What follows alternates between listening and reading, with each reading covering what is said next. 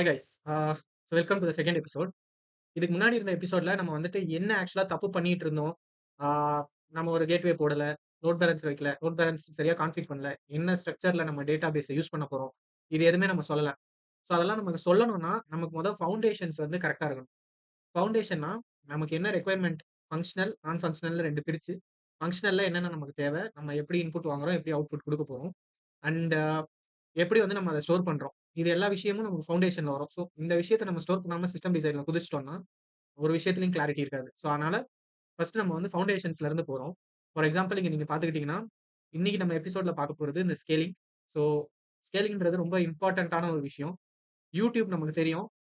கடைசியா அந்த YouTube எப்ப சர்வர் டவுன் ஆச்சுன்னு உங்ககிட்ட கேட்டா உங்களால சொல்ல முடியாது. ஏன்னா, இட் ரன்ஸ் இன் நைன்ஸ். ஓகேவா? 99.9999 இட் ஆல்மோஸ்ட் கோஸ் டில் 13 9 கிட்ட வரும். ஸோ அவ்ளோ அவைலபிலிட்டி இருக்கு. 99.39% இமேஜின். ஸோ அத்தன நைன்ஸ் வரைக்கும் இதுக்கு அவைலபிலிட்டி இருக்கு. ஸோ அதனால உங்களால பிரெடிக்ட்டே பண்ண முடியாது. இட் ரைட்ஸ் 2 வருஷம் வந்துட்டு உங்களுக்கு YouTube ஓடிட்டு கன்டினியூஸா ஓடுனா, அதுல மேபி உங்களுக்கு 5 டூ 10 நிமிஷம் தான் வந்துட்டு சர்வர் டவுன் ஆகறதுக்கான அந்த ஒரு கேப் இருக்கு அப்படின்னு சொல்றது. ஸோ இதுதான் அவைலபிலிட்டி. ஸோ அடுத்து நம்ம வந்து ஸ்கேலிங் பார்த்துட்டு, அவைலபிலிட்டி பார்த்துட்டு, லேட்டன்சி எவ்வளோ இருக்கணும் அப்படின்ட்டு. நம்ம லாஸ்ட் வீடியோல பார்த்தோம் கூகுளோட லேட்டன்சி 400 எம்எஸ், 300 எம்எஸ் தான் இருக்குன்னு சொல்லி. ஸோ உங்களுக்கு மேக்ஸிமம் எத்தன செகண்ட்ஸ் வரைக்கும் டேட்டா கிடைக்க வாய்ப்பு இருக்கு அப்படின்னு சொல்லி நம்ம பார்க்க போறோம். ஸோ இதெல்லாம் பார்த்ததுக்கு அப்புறம் எஸ்டிமேஷன். ஸோ எஸ்டிமேஷன் இது எல்லாமே வந்துட்டு உங்களுக்கு ஃபவுண்டேஷன்ஸ்ல வரும். ஸோ இது எல்லாத்துக்கும் தனித்தனி வீடியோ ஷார்ட்டா இருந்தா இன்னும் கொஞ்சம் எஃபிஷியன்ட்டா இருக்கும்னு ஷார்ட்டா பண்ணி, இன்னைக்கு நம்ம ஸ்கேலபிலிட்டி பார்க்கலாம். ஸ்கேலபிலிட்டில நம்ம ஒரு ஃபேமஸான ஒரு எக்ஸாம்பிள் வச்சு நம்ம படிக்க போறோம். What is scalable horizontal and vertical அப்படின்றது. எது வந்து எங்க யூஸ் பண்ணணும் அப்படின்றத பார்க்க போறோம். ஓகே. So alright. ஸோ ஸ்கேலபிலிட்டினா ஒரு இப்ப ஃபார் எக்ஸாம்பிள் நீங்களே உங்க பேர்ல வந்துட்டு ஒரு வெப்சைட் ஹோஸ்ட் பண்ண போறீங்க. அதுக்கு வந்துட்டு நீங்களே வந்து வெப்சைட் என்ன வைக்கலாம்னா, நீங்க ஒரு Facebook நீங்களே கிரியேட் பண்றீங்க. ஓகேவா? ஸோ ஃபார் எக்ஸாம்பிள் நீங்களே வந்துட்டு உங்களுக்கு ஒரு Facebook நீங்களே கிரியேட் பண்றீங்க அப்படின்னா, ஃபர்ஸ்ட்டு உங்க கிட்ட இருக்கிற RAM வந்து எவ்வளயும் 16 ஜிபி அது இதுன்னு சொல்லி நான் போன எபிசோட்லயே பார்த்துட்டேன். ஸோ அந்த ஒரு கான்ஃபிகரேஷன் வச்சு உங்களால அட் அ டைம்ல மேபி அவங்க குடுக்குற அந்த வீடியோஸ் ஸ்டோர் பண்றது, இமேஜஸ் ஸ்டோர் பண்றதெல்லாம் வச்சு, மேபி உங்களால 1 வீக் தாக்கு பிடிக்க முடியுமா? 1 வீக்ல உங்களுக்கு அப்ராக்ஸிமேட்லியே ஒரு 100 கஸ்டமர்ஸ், 100 யூசர்ஸ் வந்து லாகின் பண்ணி, லாக் அவுட் பண்ணி, அவங்களுக்குள்ள வச்சுக்கிட்டா உங்களால தாங்க முடியும். இதுக்கு மேல போனோம்னா, நமக்கு 2 வழி இருக்கு. ஒண்ணு உங்க லேப்டாப்போட கான்ஃபிகரேஷன்லாம் ஏத்திருங்க. நீங்க NVIDIAட்ட இருந்து ஸ்பெஷலா பேசி அவங்களோட GeForceலயே அப்டேட்டட் வெர்ஷன்ஸ் எடுத்துட்டு வாங்க. அதுக்கப்புறம் ரேம்ஸ். நான் இப்ப நம்ம லேப்டாப்ல 16 ஜிபி ரேம் இருக்கு. அத வந்துட்டு நீங்க எக்ஸ்ட்ராவா காசு குடுத்து போட்டு வந்துட்டு, மேபி ஒரு 160 ஜிபிக்கு மேல, இல்ல 1000 ஜிபிக்கு மேல, அந்த மாரி ஏத்தி வச்சுக்கங்க.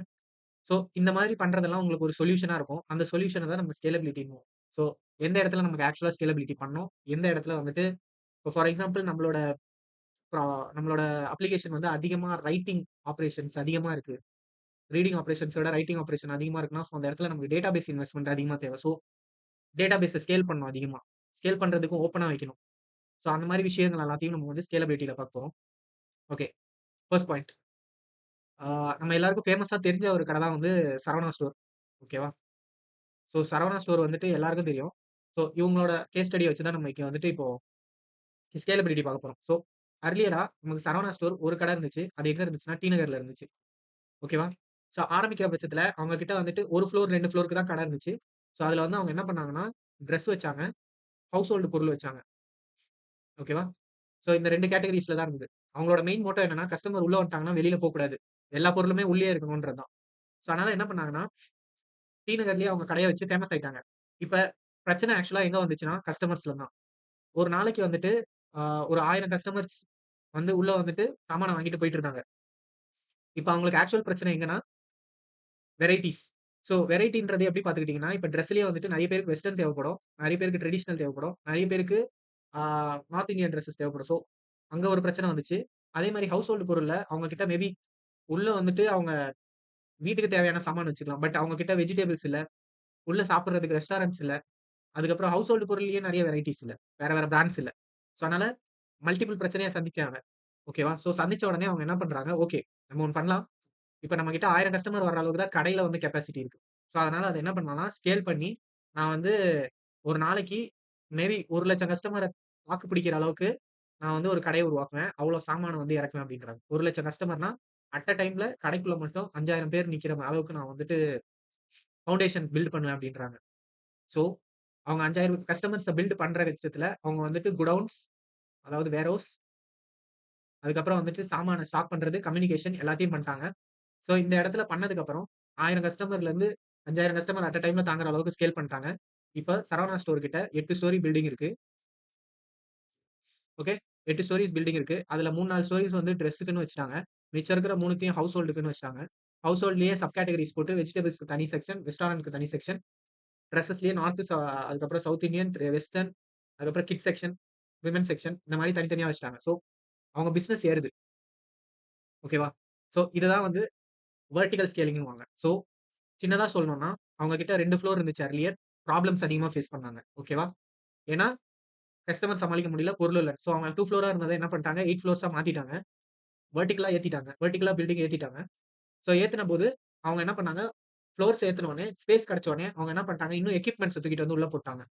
ஸோ இன்னுமே டிரெஸஸோட கலெக்ஷன் உள்ள எடுத்துட்டு வந்து வச்சுட்டாங்க. அதுக்கப்புறம் வந்துட்டு ஹவுஸ் ஹோல்ட்ஸ் பொருளையும் உள்ள வந்து இறக்கிட்டாங்க. ஸோ இப்ப கஸ்டமர் எங்கேயும் போ முடியாது. அதே மாரி அவங்களுக்கு போற அளவுக்கு ஸ்கேலாவும் இருக்கு. ஸ்கேல்ட் அப்பா இருக்கு. ஸோ இங்கிலீஷ்ல சொல்லணும்னா, it is something like you have upgraded the equipments of your system. For example, you upgraded your RAM, you upgraded your CPU, you upgraded your GPUs so that it can withstand the actual customers that earlier was. So இந்த இடத்துல நான் 1000 கஸ்டமர handle பண்ணிட்டுருந்தவன், ஒரு நாளைக்கு என்னால 1,00,000 கஸ்டமர handle பண்ண முடியும். அதே நேரத்துல அட் அ டைம்ல 100 பேர ஹேண்டில் பண்ணிட்டுருந்த என்னால 5000 பேர ஹேண்டில் பண்ண முடியும். ஒரே இடத்துல. ஒரே அந்த டி நகருக்குள்ளேயே அதே ஸ்பேஸ்லயே நான் வெர்டிகலா ஸ்கேல் பண்ணதுல ஹேண்டில் பண்ண முடியும்.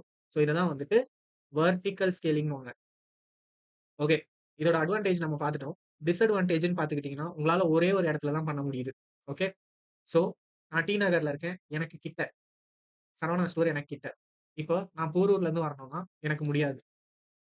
ஸோ போரூர்ல இருந்து டி நகர் போறது ரொம்ப கஷ்டம். இதெல்லாம் சென்னையில நடக்குது ஃபார் ரெஃபரன்ஸ். ஸோ போரூர்ல இருந்து டி நகர் போறது ரொம்ப கஷ்டம். ஓகே. அதே மாதிரி எனக்கு வந்து குரோம்பேட்ல இருக்கு.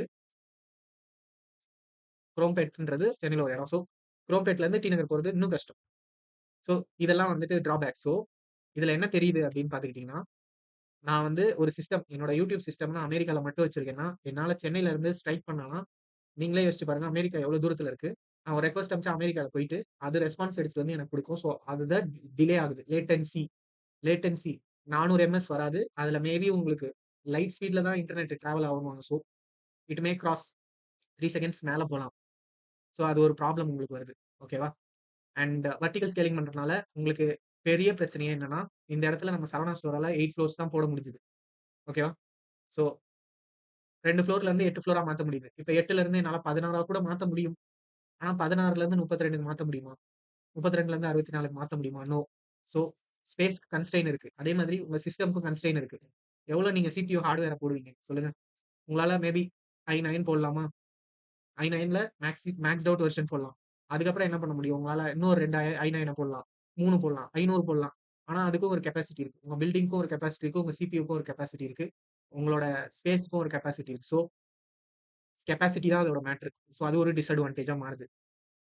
ஸோ இது 2மே பெரிய டிஸ்அட்வான்டேஜா வந்தோனே, இத வச்சு ஒண்ணுமே பண்ண முடியாதுப்பா. நான் ஒரு இடத்துல இருக்கேன், இன்னொரு இடத்துல இருக்கேன்.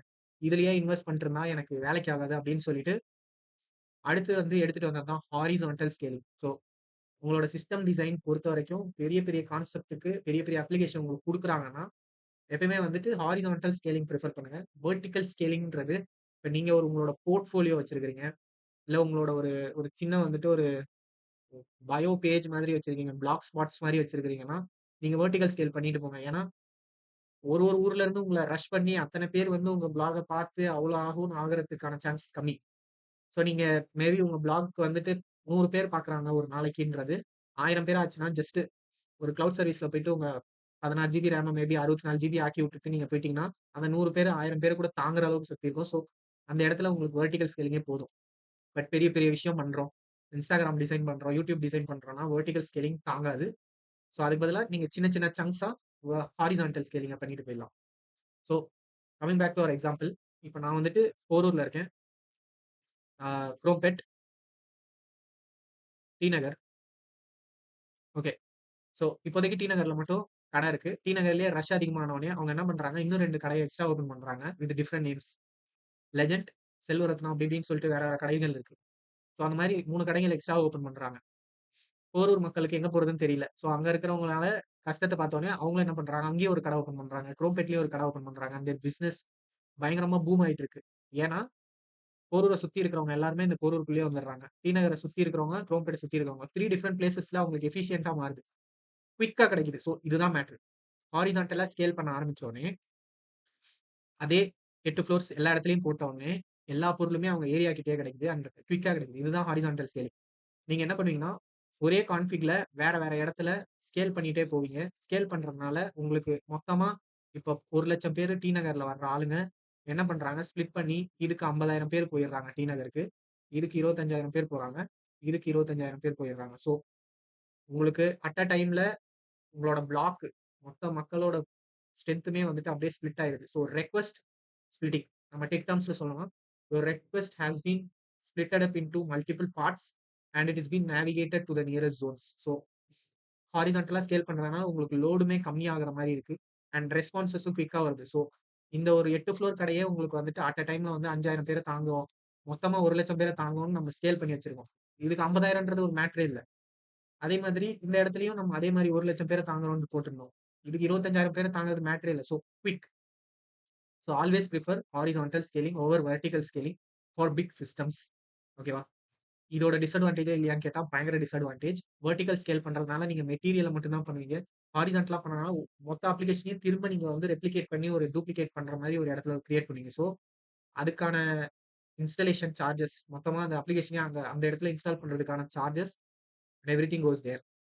ஸோ நீங்க எவ்வளோ இடத்துல ஹாரிசான்டல் ஸ்கேல் பண்றீங்களோ அவ்வளோ உங்களுக்கு கம்பெனியா நீங்க வச்சிருந்தீங்கன்னா உங்களுக்கு லாஸ். அதுக்கப்புறம் வந்துட்டு ஒரு வெர்டிகல் ஸ்கேல் பண்றதுன்னா ஒரு இடத்துல உங்க அப்ளிகேஷன் ஃபெயில் ஆயிடுச்சுன்னா அந்த இடத்த ஃபிக்ஸ் பண்ணிடலாம். ஸோ யூ நோ இங்க தான் ஃபெயிலியர்ன்னு.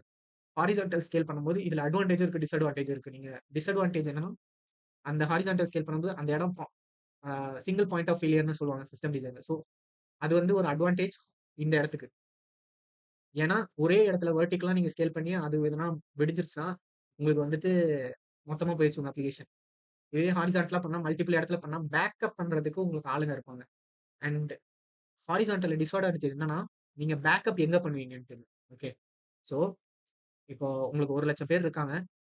இப்ப நீங்க போரூர்ல இருக்கிற அதாவது சரவணா ஸ்டோர் வந்து முடிஞ்சுச்சு கத.